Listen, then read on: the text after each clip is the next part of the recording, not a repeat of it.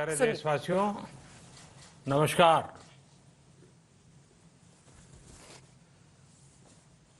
Corona वैश्विक महामारी के खिलाफ लड़ते लड़ते अब हम अनलॉक 2 में प्रवेश कर रहे हैं और हम उस मौसम में भी प्रवेश कर रहे हैं जहां सर्दी, जुकाम, खांसी, बुखार, ये सारे न जाने क्या क्या होता है, ये मामले बढ़ जाते हैं। ऐसे में मेरी आप सभी देशवासियों से प्रार्थना है कि ऐसे समय अपना ध्यान रखिए। साथियों, ये बात सही है कि अगर कोरोना से होने वाली मृत्यु दर को देखें तो दुनिया के अनेक देशों की तुलना में भारत संभली हुई स्थिति में है। समय पर किए गए लॉकडाउन और अन्य फैसलों ने भारत में लाखों लोगों का जीवन बचाया है, लेकिन हम ये भी देख रहे हैं कि जब से देश में अनलॉक 1 हुआ है, व्यक्तिगत और सामाजिक व्यवहार में लापरवाही जरा बढ़ती ही चली जा रही है। पहले हम मास्क को लेकर, 2 गज की दूरी को लेकर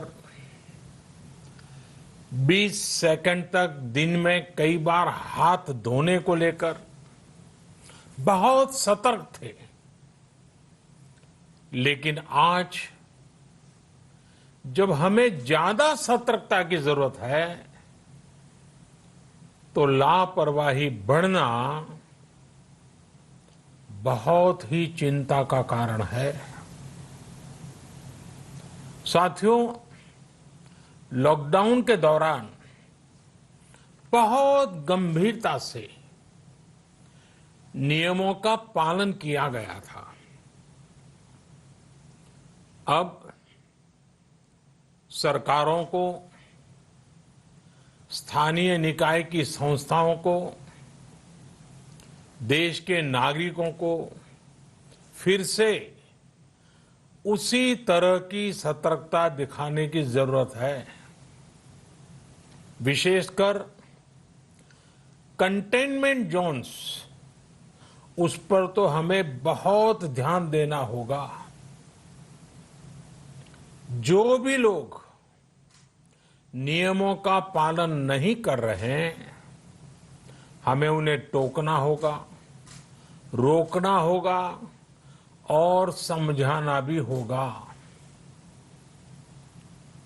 अभी आपने खबरों में देखा होगा, एक देश के प्रधानमंत्री पर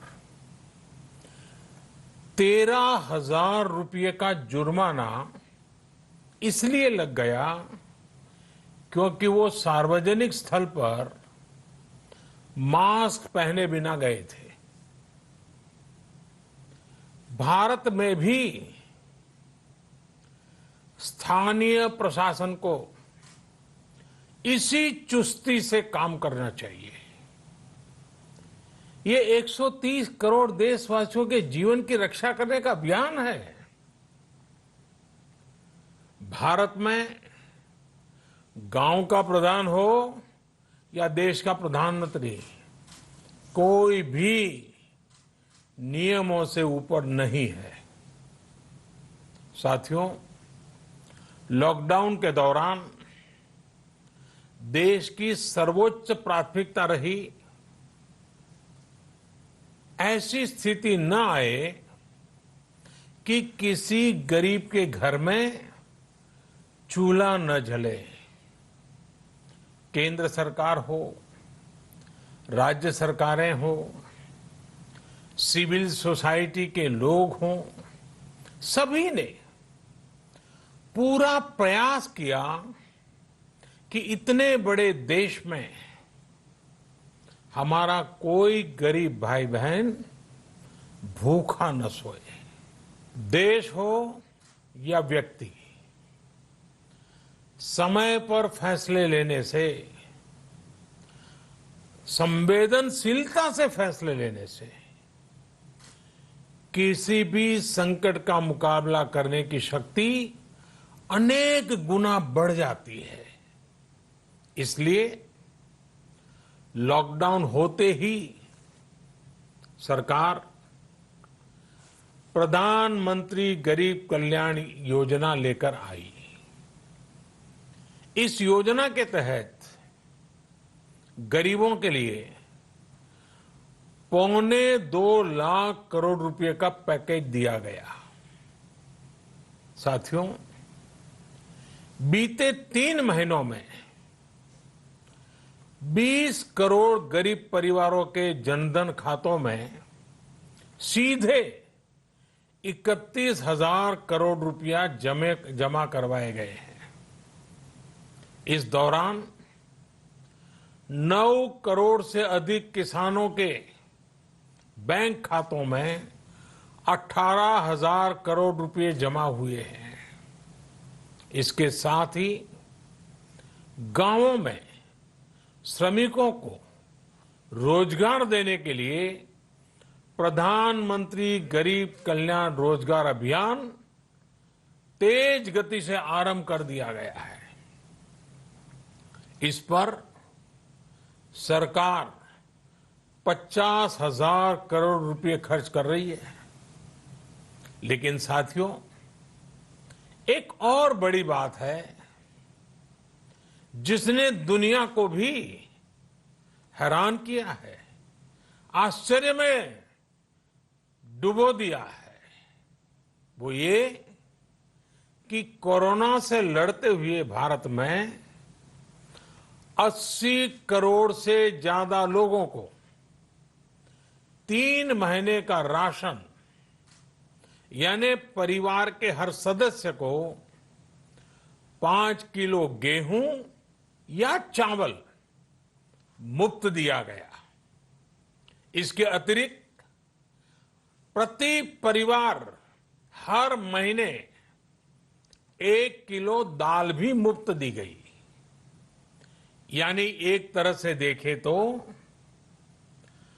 अमेरिका की कुल जनसंख्या से 2.5 गुना अधिक लोगों को, ब्रिटेन की जनसंख्या से 12 गुना अधिक लोगों को और यूरोपियन यूनियन की आबादी से लगभग 2 गुने से ज्यादा लोगों को हमारी सरकार ने मुफ्त अनाज दिया है। साथियों, आज मैं इसी से जुड़ी एक महत्वपूर्ण घोषणा करने जा रहा हूं। साथियों, हमारे यहां वर्षा ऋतु के दौरान और उसके बाद मुख्य तौर पर कृषि क्षेत्र में, एग्रीकल्चर सेक्टर में ही ज्यादा काम होता है। अन्य दूसरे सेक्टरों में थोड़ी सुस्ती रहती है। जुलाई से धीरे धीरे त्योहारों का भी माहौल बनने लगता है।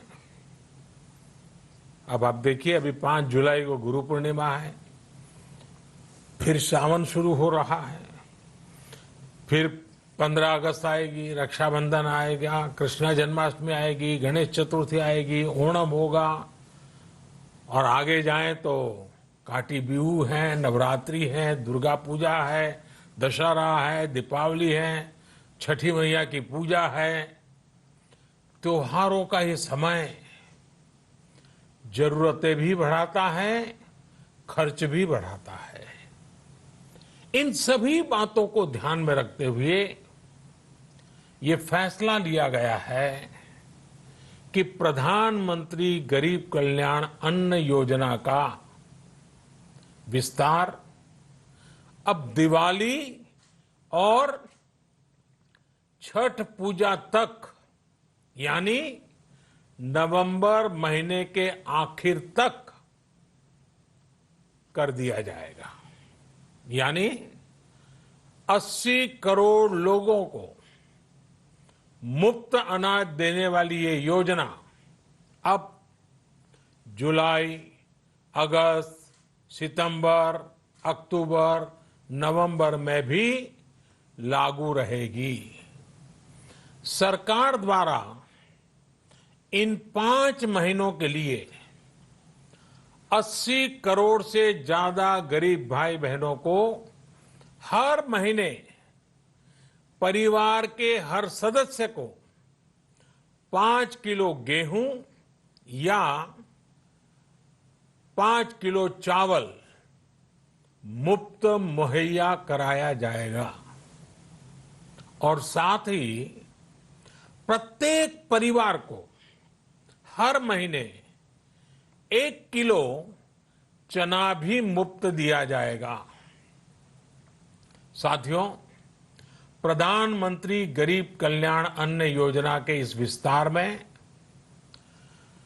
90,000 करोड़ रुपए से ज्यादा खर्च होंगे।